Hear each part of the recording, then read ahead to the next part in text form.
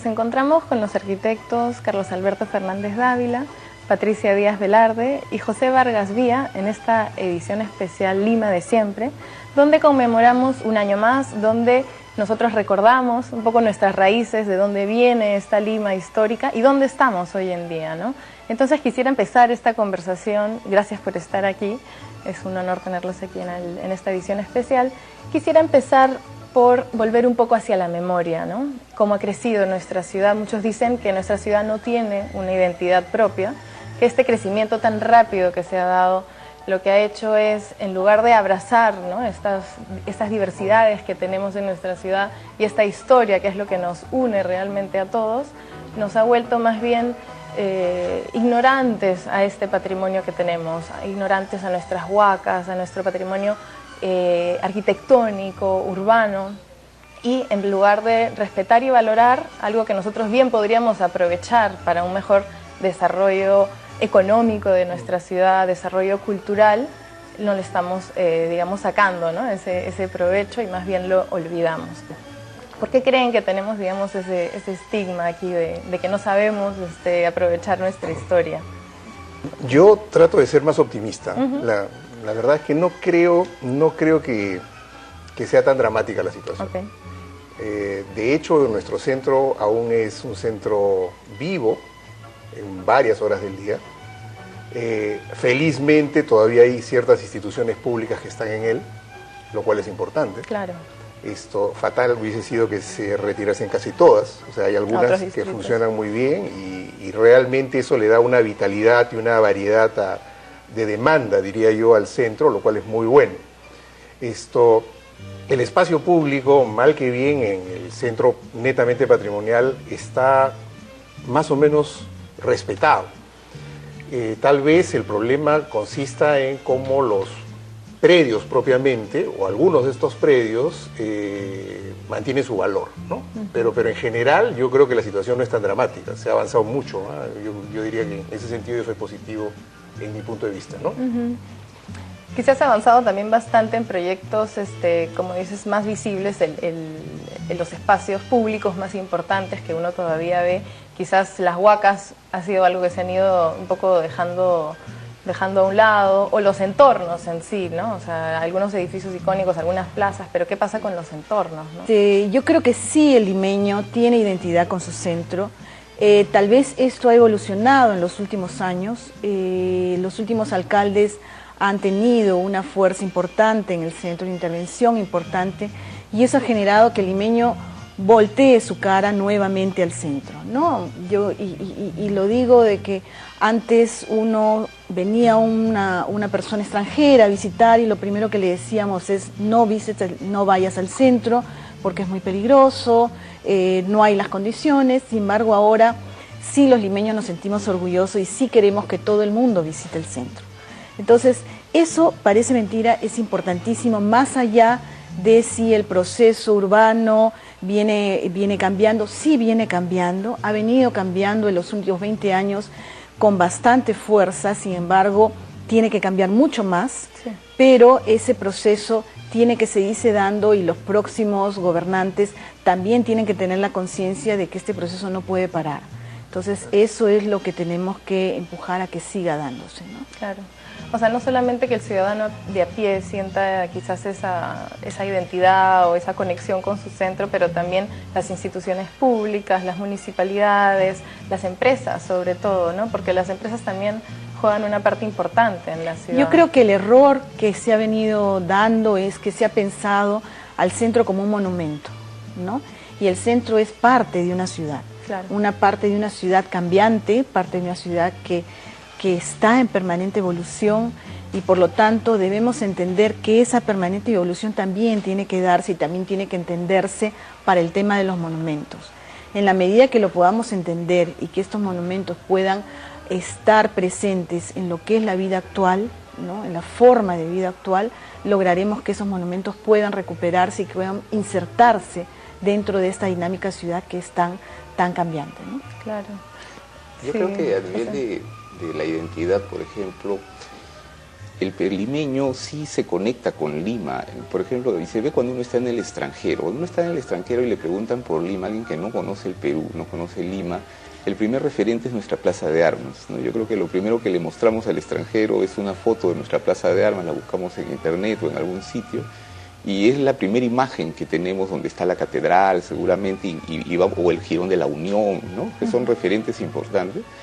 Y digamos que hay espacios públicos muy recordados y muy usados por el ciudadano limeño. La Plaza San Martín, por ejemplo, que es mucho posterior y que se creó para el centenario de la independencia, es otro espacio muy rico y que ayuda mucho a dar la identidad, yo creo que, de Lima, ¿no? Son espacios de todos, donde realmente todos van, inclusive hasta los mítines políticos se hacen ahí porque es un lugar que concentra a todo Lima. Es una ciudad que empezó monocéntrica y este centro muy visitado, lamentablemente donde la gente casi no vive, pero sí que sí es muy visitado.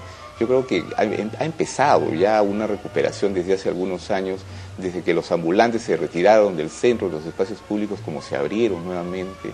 Y, por ejemplo, esta peatonalización Ica-Ucayali permite ahora, si uno empieza a caminar, empieza a descubrir la arquitectura, inclusive que antes ni se notaba porque uno pasaba en un tráfico feroz donde no podías disfrutar la vía.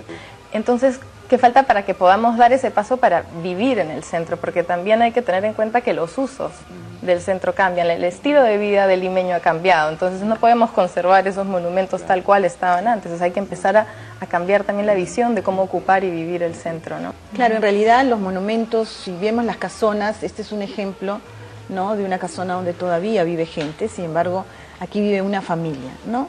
Pero ya en la zona de Barrios Altos, este tipo de casonas no pueden ser ocupadas por una sola familia.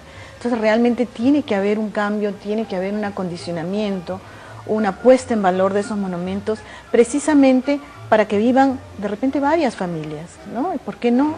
Y ese acondicionamiento no tiene por qué ir en desmedro de la calidad de lo que puede ser el monumento. A eso tenemos que tender, ¿no? A que los monumentos sigan viviendo de acuerdo a cómo va cambiando la vida diaria, ¿no? Ahora, el tema del transporte es un tema importantísimo para un proceso de recuperación. El transporte aquí es deficiente y debemos pensar que tiene que cambiar. El metropolitano ha sido un tema importantísimo y ya la gente, no toda la gente viene en carro a trabajar, ya mucha gente viene en el metropolitano. Y debemos pensar que también debemos tener otro tipo de transporte que nos ayude a potencializar lo que sería la vida en el centro, ¿no? Sí, es importante que menciones el transporte porque justamente ya yéndonos un poquito más hacia afuera, ¿no? Quitando Lima como solo esta imagen de la Plaza de Armas, porque en realidad Lima es mucho más que eso, ¿no? Y tenemos una ciudad muy extendida, con muchas realidades, culturas diferentes. Hoy en día estamos actualmente con el nuevo plan de desarrollo urbano, se está gestando, entonces quería saber cuáles eran sus aportes en este sentido, ¿no? ¿Cómo podemos hacer una ciudad con varios centros? ¿Qué proyectos son claves? ¿Por dónde hay que empezar, no? A mí me parece que por reconocer la complejidad de las escalas del centro histórico, ¿no? O sea, el centro histórico no tiene, digamos, tiene una escala metropolitana. El carácter fundacional, el carácter emblemático es primordial. Los otros centros indudablemente tendrán un papel importante en el concierto metropolitano, pero el centro histórico es el centro fundacional y emblemático, eso no se debe perder jamás. Ahora, este centro emblemático tiene una escala, como ya dije, metropolitana, pero a la vez va a tener que resolver la escala del residente, que no es necesariamente la escala metropolitana. Entonces, claro, el plan tiene que incorporar esta visión de vida local, ¿sí? Porque si no va a haber una colisión, que es lo que pasa. Las funciones mucho más exitosas van a atraer su atención sobre el centro. Definitivamente, con la mejora del transporte, muchas inversiones comerciales han venido, ¿sí? Porque ahora es muy fácil llegar. La pregunta es cómo logramos que venga residencia y cómo logramos que esa residencia tenga las facilidades de esa escala. Yo creo que es el reto del plan, o sea, tratar de resolver estas múltiples escalas, pero parte por reconocer que se necesita una visión de diversas escalas, ese es mi punto de vista, ¿no? En los demás centros, indudablemente va a tener que generarse primero servicios.